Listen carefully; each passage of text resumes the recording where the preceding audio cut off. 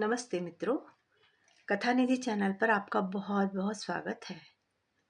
हमारी आज की कहानी का नाम है बंटी की दादी, जिसे लिखा है डॉक्टर मंजरी शुक्ला जी ने। तो चलिए कहानी शुरू करते हैं। गोल मटोल बंटी क्रैश में कमजोर सा हो गया तो मीनू परेशान हो उठी।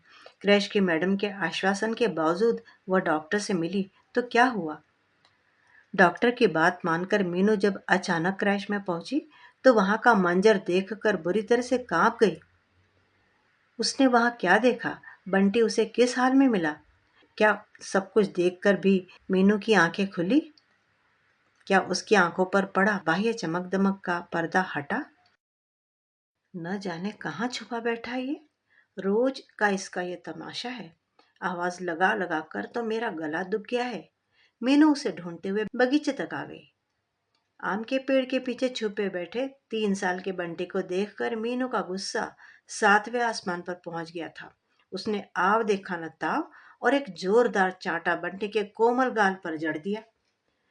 जब तक बंटी कुछ समझ पाता तब तक मीनू ने उसे उठाकर कार की पिछली सीट पर बैठाया और 80 की स्पीड पर चल दी उसे क्रैश छोड़ने के लिए। गाड़ी तो जैसे उसका दिमाग ही चला रहा था, क्योंकि बाएं हाथ की कलाई में बंधी घड़ी पर से वो जैसे अपनी आंखें ही नहीं हटा पा रही थी। रोज उसे ऑफिस में सबके सामने इस बंटी के कारण डांट खानी पड़ रही है। उसे याद आया कि थोड़े दिनों पहले तक बंटी कितना हंसता मुस्कुराता रहता था। इसी बंटी ने ना जाने कितने बेबी कंटेस्ट जीते। गोल मटोल बंटी को देखते ही सब उसे हाथों में लेने के लिए मचल उठते थे। पर जैसे ही उसने बंटी की दादी को गांव भेजकर बंटी को शहर के सबसे महंगे क्रैश में डाला, ये तो दिन ब दिन फूहड़ और उजड्ड होता चला जा रहा है। इतने सारे बादाम काजू खिलाने के बाद भी इसकी आंखों के नीचे ऐसे गड्ढे बन गए हैं मानो शरीर में कुछ लगता ही नहीं है। यही सब सोचते हुए न जाने कब बंटी का क्रैश भी आ गया। मीनू को पता ही नहीं चला। जैसे ही उसकी कार बरामदे में पहुंची, वहां खड़े अर्दली ने उसे सलाम ठोंकते हुए चिर परिचित मुस्कान दी। कार एक पेड़ के नीचे पार्क करने के बाद उसने बंटी को गोद में उठाया और साथ में उसका बड़ा सा बैग, जिसमें ढेर सारे चिप्स, बिस्किट, बर्फी, चॉकलेट, उसकी पसंद का कढ़ी चावल और हमेशा की तरह उसके भालू वाले डिब्बे में काजू और किशमिश थे। जैसे वह क्रैश के अंदर दाखिल हुई, वहां का साफ सुथरा माहौल देखकर उसका मन खिल उठा। अगर सफेद कपड़ा लेकर भी फर्श पर लौट जाओ तो कहीं धूल का एक कण नहीं मिलेगा। पर उसके बाद भी पता नहीं बंटी को हर समय क्यों हल्का सा बुखार रहने लगा है। उसने सोचा आज वह यह बात वहां बैठने वाली मैडम से पूछ ही लेगी। पर वह जानती है कि उनके यहाँ हमेशा एक डॉक्टर रहते हैं जो सिर्फ बच्चों की देखभाल के लिए ही है, और इसीलिए तो वह महीने के 6,000 रुपए सिर्फ बंटी की अच्छी परवरिश की वजह से अपने ऊपर कटौती करके दे रही है। वह कमरे के अंदर जाने ही वाली थी कि तब तक हमेशा की तरह हंसती मुस्कुराती शर्मा मैडम आ गई और बंटी को देखते ही खुशी से उछल पड़ी। बंटी मीनू के सीने से और जोर से चिपक गया। शर्मा मैडम बंटी को जितना अपनी तरफ खींच रही थी, वह मीनू का पल्ला उतने ही जोर से पकड़ रहा था। ओफो! झुंझलाते हुए मीनू सारी सभ्यता भूलकर चिल्ला पड़ी और चीखी, देखा आपने, कितना बदतमीज बच्चा है। मैंने अभी इसे घर में एक जोरदार चांटा मारा था, तब भी यह मुझसे चिपका पड़ा है। और एक आप है जो इसके पीछे जान दिए हुए हैं, तब भी आपके पास नहीं आ रहा है। ये सुनकर शर्मा मैडम की आंखों में आंसू छलछला उठे और वे अपनी साड़ी के पल्लू से उन्हें पोंछते हुए बोली, क्या करें मैडम, हमारी तो किस्मत ही ऐसी है। मैंने तो इन बच्चों के पीछे शादी भी नहीं की। मुझे लगा कहीं मेरी ममता बट न जाए, और ये बच्चे जब ऐसा व्यवहार करते हैं तो बहुत दुख होता है। मीनू उनकी बात सुनकर दंग रह गई। पसंद तो वह उन्हें पहले से करती थी, पर आज उनके जीवन की यह सच्चाई सुनकर उसका मन उनके प्रति असीम श्रद्धा से भर उठा, और वह बंटी को उन्हें देते हुए सिर्फ इतना ही कह सकी, कृष्ण को भी तो माँ यशोदा ने जन्म नहीं दिया था, पर थी तो वे उसकी माँ से भी बढ़कर ना। अरे आपने इतना सम्मान देकर तो मुझे अभिभूत कर दिया मैडम। शर्मा मैडम उन्हें एकटक देखते हुए बोली। मीनू ने मुस्कुराते हुए बंटी के खाने पीने का बैग उन्हें पकड़ाया और मुस्कुराकर बाहर निकल गई। दिन भर की उहापोह में कब शाम के 6 बज गए उसे पता ही नहीं चला। क्रैश का टाइम तो केवल 5 बजे तक का था, पर शर्मा मैडम ने कभी भी इस बात को लेकर कोई शिकायत कभी नहीं की। बल्कि वह जब भी वहां पहुंचती थी तो एक कप गर्मा गर्म कॉफी से ही उसका स्वागत होता था। भागती दौड़ती जब वह क्रैश पहुंची तो 7 बजने वाले थे और शर्मा मैडम बंटी को लिए टीवी देख रही थी। माफ कीजिएगा, बंटी के पापा अमित 1 साल के लिए ऑफिस के काम से विदेश क्या गए। मैं तो सब काम संभालते हुए पागल से हुई जा रही हूँ। कोई बात नहीं, आप नहा के संकोच करती है। मैं तो कहती हूँ, आज देखिए, पूरा 1 महीना हो गया बंटी को हमारे यहाँ आए हुए। आपको जरा भी पता लगा? हाँ, यह बात तो है, पर आपसे एक बात कहनी थी, मीनू ने आंखें झुकाते हुए कहा। उसे लग रहा था शर्मा मैडम कहीं उसकी बात सुनकर नाराज न हो जाए या फिर वे बंटी को रखने से मना ही न कर दे, इसलिए वह संकोच के मारे कुछ कह नहीं पा रही थी। नहीं नहीं, आप बताइए क्या बात है। आखिर सुबह तो आपने मुझे यशोदा माँ कहा है ना। कहते हुए सुर्ख लाल साड़ी का पल्ला ठीक करते हुए शर्मा मैडम ने उसकी आंखों में सीधा झांकते हुए पूछा। देखिए, आपसे तो कुछ छिपा नहीं है। जब अमित विदेश गए थे तो उन्होंने गांव से अपनी माँ को बुला लिया था। कहते हुए मीनू का चेहरा ना चाहते हुए भी विद्रूप हो उठा। पर इसकी दादी का व्यवहार मुझसे बिल्कुल बर्दाश्त नहीं हो रहा था। घर में कहीं भी जमीन पर बंटी को सुला देना, खुद भी उसके बगल में नंगी फर्श पर लेट जाना, ना तो इसको टाइम से सोने देना और ना इसके जागने पर दूध कॉर्नफ्लेक्स देना, बस आलू के परांठे मक्खन के साथ और चाय की कटोरी पकड़ा देना। यह कोई भी शैतानी करता था वे अपने सिर पर ले लेती थी। उनकी संगत में तो पता है यह झूठ बोलना भी सीख गया था। ओह माय गॉड, क्या कह रही हैं आप? क्या हुआ था?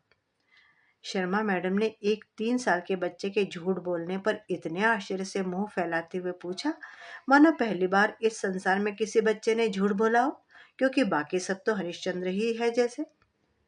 मीनू को शर्मा मैडम की अपने प्रति सहानुभूति देखकर बहुत अच्छा लगा, इसलिए वह बिना रुके आगे बोली। इसकी दादी के हाथ से मेरा क्रिस्टल का बाउल गिरकर टूट गया।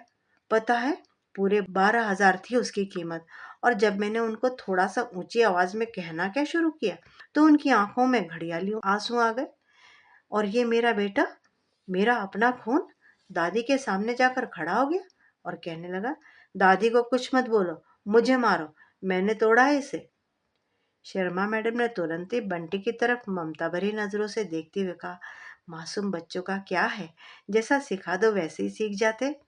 आपने बहुत अच्छा किया जो इसे हमारे यहाँ डाल दिया। मीनू बोली, जी पर मैं आपसे पूछना चाहती थी कि यह इतना कमजोर क्यों होता जा रहा है? क्या है ठीक से खाता पीता नहीं है यहाँ? आप विश्वास नहीं मानोगी मैडम, आप जो खाना देती है उसके अलावा मैं इसको दाल चावल भी बना कर देती हूँ। पर जैसा अभी आपने बताया ना कि यह अपनी दादी के बिना पल भर भी नहीं रह पाता था, तो शायद उनकी चिंता में अभी भी यह दुखी है। कुछ समय बाद यह जब धीरे धीरे उन्हें भूल जाएगा तो अपने आप ही आपको पहले की तरह गोल मटोल नजर आने लगेगा। तभी वहां बैठी नर्स बोली, गर्मी का भी मौसम है मैडम, देखिए सारे ही बच्चे थोड़े से दुबले हो रहे हैं। अच्छा अच्छा, मैंने तो बस ऐसे ही पूछ लिया था। कहते हुए मीनू ने बंटी का हाथ पकड़ा और उसके खाने का खाली बैग लेकर निकल गई। रास्ते में देखा तो बंटी का गाल कुछ लाल दिखा। घबराकर मीनू ने छुआ तो बंटी बुखार से तप रहा था। मीनू का गुस्से के मारे खून जल उठा।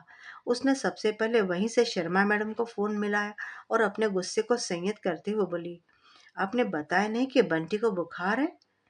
मैडम, हमारे यहाँ तो डॉक्टर और नर्स दोनों ही सारे समय रहते हैं। दिन भर तो वो अच्छा भला था। आप आई तब भी मेरी गोदी में आराम से बैठकर टीवी देख रहा था। अब आप ही ने उसकी दादी की इतनी सारी बातें उसके सामने छेड़ दी। हो सकता है उसका कोमल मन ये सब बर्दाश्त भी नहीं कर पाया हो। मीनू को अपनी सोच पर ग्लानि हुई। वह बात बदलते हुए बोली, माँ हूं ना, जरा बहक गई थी। आशा है आप मुझे माफ कर देंगी। हाँ, कल मेरी बहुत जरूरी मीटिंग है, पर शायद मैं बंटी को कल छोड़ नहीं सकूं। ये सुनते ही मैडम शर्मा रोने लगी और उनकी सिसकियों की आवाज ने मीनू को विचलित कर दिया। वे बोली, मैडम लगता है आपको हमारे ऊपर से भरोसा उठ गया है। अब मैं अपना क्रैश ही बंद कर दूंगी जब मेरी जिंदगी इन बच्चों के नाम है। और आगे के स्वर उनके आंसू के वेग में बह गए। मीनू बोली, नहीं नहीं, अच्छा, मैं डॉक्टर को दिखाकर आपके यहाँ सुबह इसे छोड़ दूंगी और मीटिंग खत्म करते ही इसे ले लूंगी। शर्मा मैडम यह सुनकर ऐसे खुश हो गए जैसे उन्हें मुंह मांगी मुराद मिल गई हो। मीनू ने शाम को जाकर डॉक्टर मिश्रा को दिखाया। मिश्रा जी एक भरपूर नजर उसके ऊपर डालते हुए थोड़ा तल्खी से बोले, खाना पीना नहीं दे रही हैं क्या आप अपने बच्चे को? अभी करीब महीने भर पहले यही बच्चा पार्क में अपनी दादी के साथ खेल रहा था, तो इसका वजन आज से 4 गुना था। तो अब यह सूखकर कांटा क्यों हो गया है? मीनू अब भला दादी के गंवारपन के किस्से डॉक्टर मिश्रा को कैसे बताती, इसलिए वह चुपचाप बैठी रही। डॉक्टर ने बड़े ही प्यार से बंटी को गोद में बैठाया और मीनू को कमरे से बाहर जाने का इशारा किया। मीनू ने सोचा, अजीब बात है, वह बंटी की माँ है और उससे ही डॉक्टर गैरो जैसा व्यवहार कर रहा है। पर मीनू डॉक्टर मिश्रा की बात काट भी तो नहीं सकती थी। दूर दूर से लोग उनसे इलाज कराने के लिए महीनों अपना नंबर लगवाते रहते थे। वह तो अमित के दोस्त होने के कारण वे उसे बिना किसी नंबर या अपॉइंटमेंट के तुरंत देख लेते थे। मीनू के कमरे से बाहर जाने के बाद करीब 2 घंटे के बाद उसे डॉक्टर मिश्रा ने वापस अपने केबिन में बुलाया। मीनू कमरे में गई तो देखा बंटी तो डॉक्टर मिश्रा की गोद में आराम से बैठा हुआ था। डॉक्टर ने कहा, बंटी ने मुझे सारी बातें बता दी है, इसलिए मैंने अमित से कहकर बंटी की दादी को गांव से तुरंत बुलवा लिया है। मीनू की आंखें गुस्से के मारे जल उठी और वह चिल्लाकर बोली, इलाज करने के लिए कहा है आपको, ना कि हमारे पारिवारिक मामलों को सुलझाने के लिए। पर डॉक्टर मिश्रा पर जैसे इस बात का कोई असर ही नहीं हुआ। वे घृणा से बोले, कहने को तो बहुत कुछ मन कर रहा है मेरा, पर तुम मेरी एक बात मान लो, इसके बाद जो मन हो करना। वैसे अमित का फोन रात में आएगा तुम्हारे पास। अमित का गुस्सा मीनू जानती थी।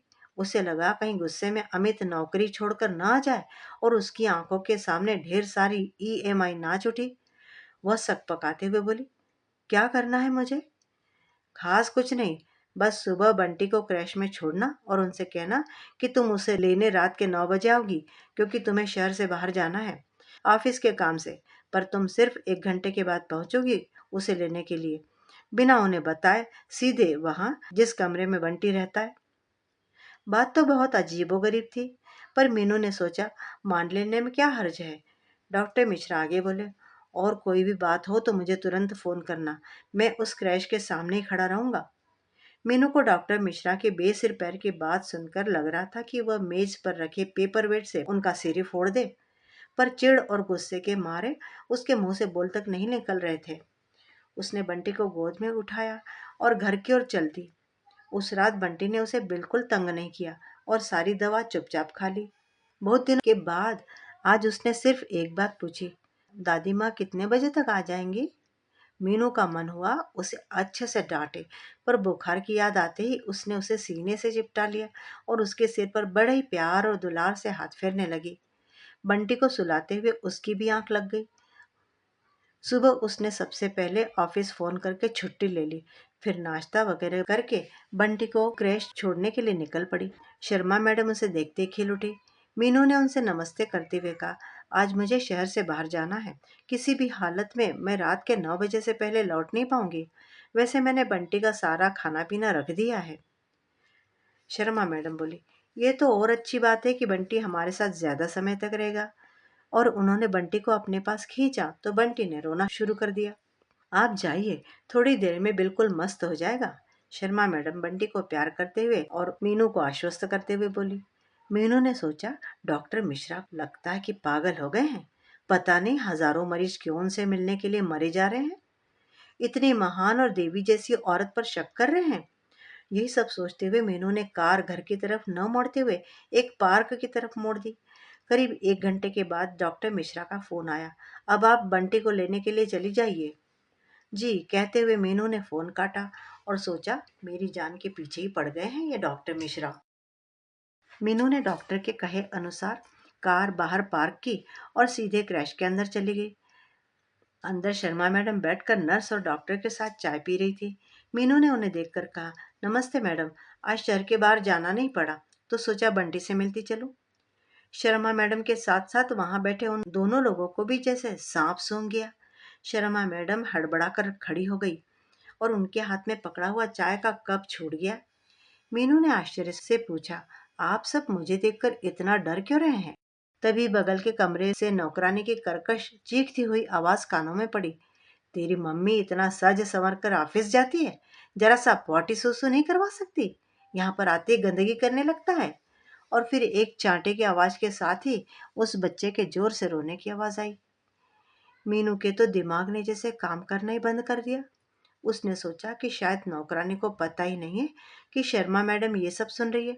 वो शर्मा मैडम से उस नौकरानी को निकाल देने की बात करने ही वाली थी कि कमरे से नौकरानी सप्तम सुर में चीखी, शर्मा मैडम, आप सुन रहे हो ना?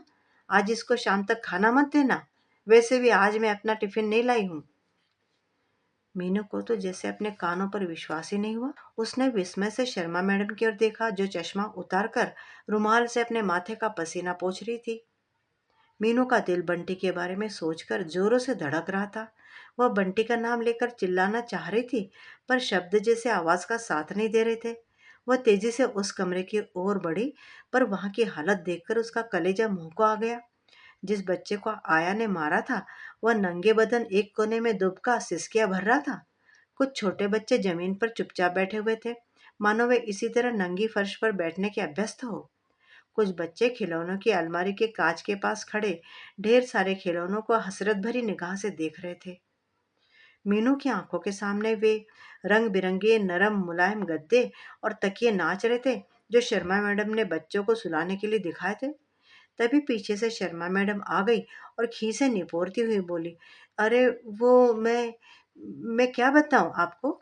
बस खिलौने की अलमारी का ताला खोलने ही जा रही थी, और और तभी मीनू ने बंटी को देखने के लिए दूसरे कमरे में झांका।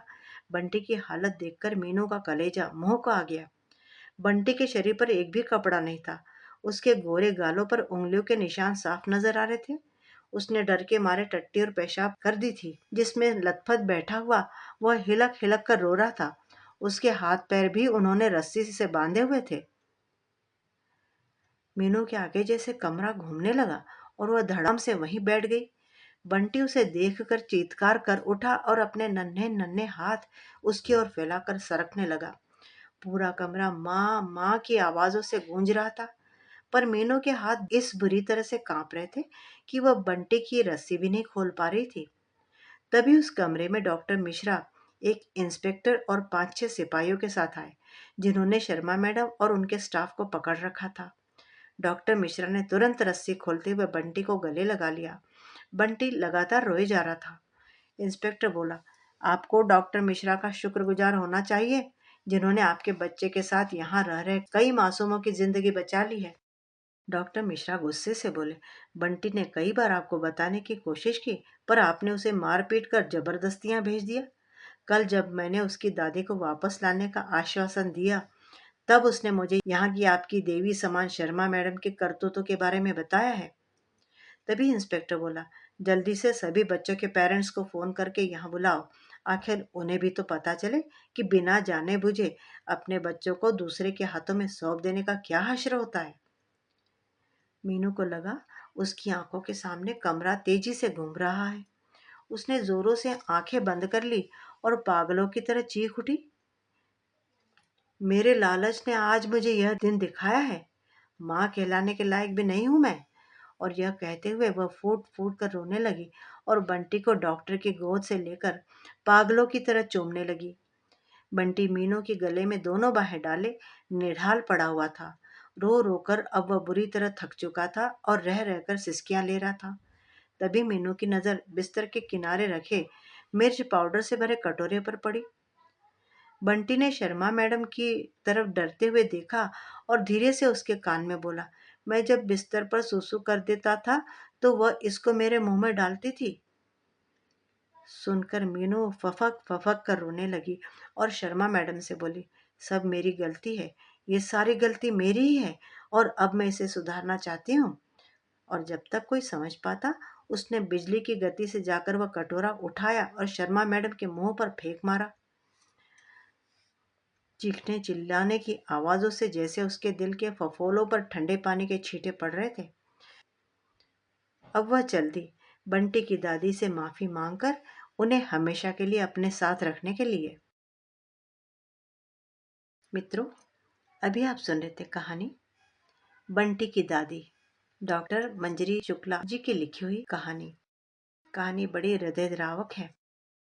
कई बार ऐसा होता है कि लोग बिना सोचे समझे बाहरी चमक दमक देखकर क्रैश में अपने बच्चों को डालते हैं, जहाँ पर उनके बच्चों का ठीक से ध्यान नहीं रखा जाता, और जब उन्हें असलियत मालूम पड़ती है तब तक कई बार काफी देर हो चुकी होती है। घर के लोग चाहे कैसे भी हों, लेकिन है तो उनसे खून का रिश्ता।